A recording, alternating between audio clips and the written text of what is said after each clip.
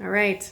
Now here's another demo on a bold lip application working on someone else. So I would still take a cloth and just gently maybe remove any lip gloss, lip chap, anything here. I can already see Terry has a little bit of dry lips. Have they been kind of bleeding or cracking? Ugh, time of the season, right? Yeah. Allergy season.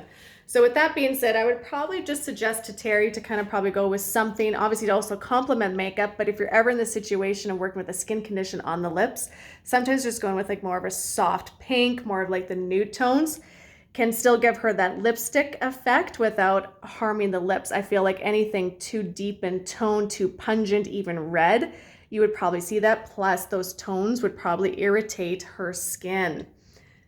Guess what tools we're working with? That's right, guys. Spatula and our brush. Now I'm also gonna take our foundation sponge that's already been on Terry's face, create a natural lip liner. Why again? It's very hard to sanitize a lip pencil or a lip liner tool without actually wrecking your product thereafter. Plus, I just always think, ugh, someone coming at me with that kind of makes me cringe. Look, Terry's already cringing. The idea is, though, don't dry out those lips too much. Don't make them too white. Terry, I'm just going to have you come in a little bit closer, too, because even with that, I don't want to make sure, too, I'm putting too much concealer on the chapped area. I'd rather nourish than dehydrate.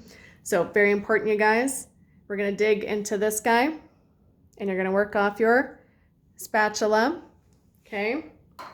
So warming up with the tool, again, making sure that there's no like loose bristles at the end there. Otherwise, do a little trim with some scissors.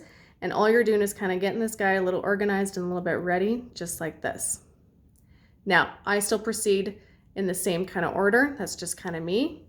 I'm gonna put a goop, a little dollop here. I'll get that chunk out of there so you don't eat that.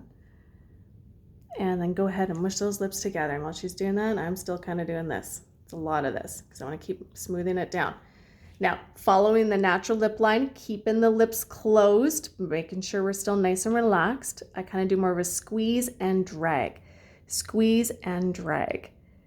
Again, just kind of pushing it in, following the natural lip liner, and see how I'm just like sometimes laying my tool on its side, squeezing and dragging. And I'm always thinking in my brain too, if we're gonna wear that tone, it's gotta look like that tone, okay? Now I'm gonna actually have you turn a little this way, come a little closer towards the camera so they can see your lip a little bit more. So like in here, guys, squeezing and dragging. I'm gonna have Terry open just a little bit, and then this is where you can kind of do like a little rim.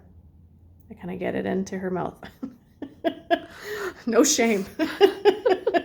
Come back a little this way, open just a little bit more. I might just accidentally paint the teeth, but we can always take it off the teeth after. There. So I'm always like this with myself too. I'm like, we'll take care of the teeth later, but let's perfect this upper lip too. So kind of get it in here. A lot of squeezing. Now I'm going to have Terry just kind of mush those lips again. Yes. And see how this helps you out, you guys? Now closing. Now I would lay my tool kind of on its side, and you can do like a nice pressing and dragging trick where you just kind of bring it up like this, and it creates like that nice, like more of a lip liner effect without actually having to use the lip liner. You should turn a little bit towards me, just a smidgen, just so I can see. There, that's perfect. And then bringing it down over on the other side. Now, if you guys remember, we've already been talking in theory and in the first practical round on ourselves, or if you've already been doing some bold lips, depending where you're at, to avoid joker mouth, we always want to extend center, top, and bottom. So then this is where I'm just gently kind of bringing it in like this. And randomly outside our door, we have someone now vacuuming. I don't know if I've ever heard this before. We're hearing lots of sounds today, aren't we, Terry? Traffic, and it's a busy place today. Bringing it down into here. Working it in here. Mushing those lips a little bit. And then just kind of assessing side to side. Ooh la la. Look how beautiful this looks. Now, for troubleshooting a lip, if you feel like you've kind of gotten a little kind of crazy in that one spot, again, cloth, wrapped around finger or a Q-tip, And then just very gently, I'm just gonna find my position here, put a little pressure and just kind of swipe that away just to kind of even out the lip, but then come back in underneath that spot just to squeeze it in to get that color back in, because you might accidentally take a little bit of color off the area you didn't want to take it off. And that's how I would kind of balance that out. Now I'm going to have you bring chin up just a smidgen. We're not trying to show too much nostrils here, but even under here, you guys, you got to make sure that we have a nice solid line, like really get underneath that lip. Terry's got the lips for it, so let's show it off. Looking at that lip. Now, a couple things that I might also assess too on the skin is I might actually bring in a little bit more pink to complement this. If you guys remember, from top to bottom, bottom to top, we always want to make sure everything's kind of nice and flowing. So you could always bring back in blush, just a little dab will do you. And I'll just even showcase just like one side so everyone can kind of see this. Just by brightening up this little spot, the little apples, the little area you just want to squeeze. Just doing that, and rotate a little this way too. Yeah, very nice, right? Just that little extra to complement that tone on the lips. Now the rest of the application looks great because we already have the eyebrows nice with a medium shade, nice and full. The eyes have the nice no makeup look. The no makeup look, right?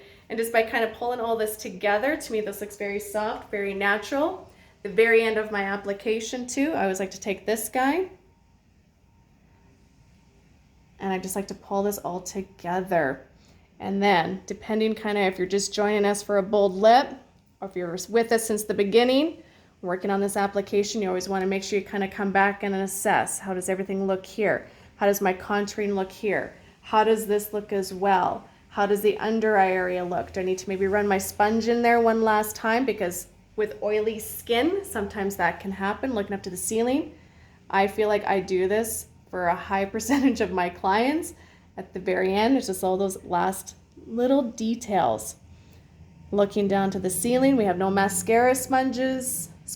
We don't have anything that shouldn't be where it should be. That's what I'm trying to say, right? Working that together. And then if you feel like too, because I don't usually have my clients blot following a lipstick, so I usually just guide my clients to kind of just work that tongue over those teeth if need be.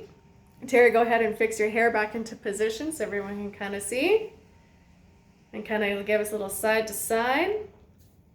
And this would be the wrap up of our makeup application. Good job, you guys. We'll see you in the next round.